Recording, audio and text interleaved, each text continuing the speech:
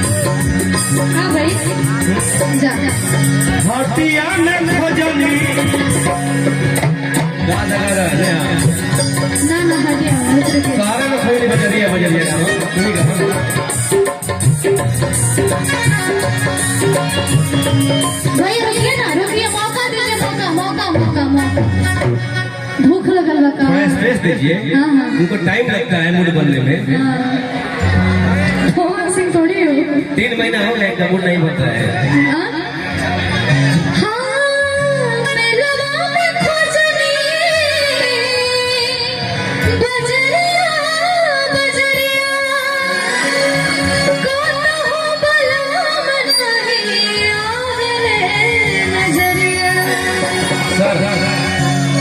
की बात है सिपाही जी दरोगा जी की बात है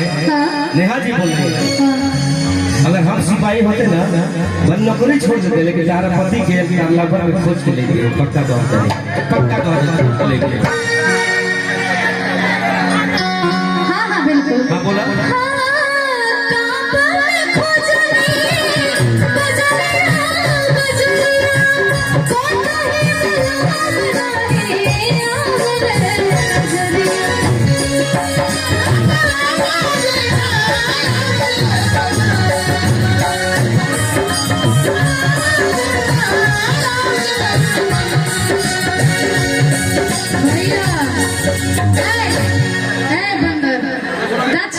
इधर देखो म्यूजिशियन के बारे में एक फोटो ले लो भाई लोग के साथ हाँ बाली है ये बाली नया जब शुरू कीजिए हम कहीं दशहरा में खोजली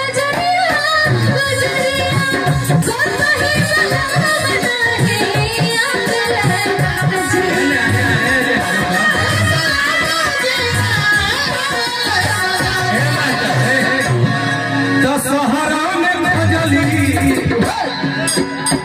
बजरिया बजरिया कतही न मिलले छलिया सवरिया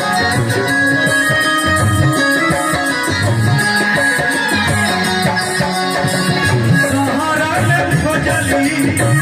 बजरिया बजरिया कतही न मिलले छलिया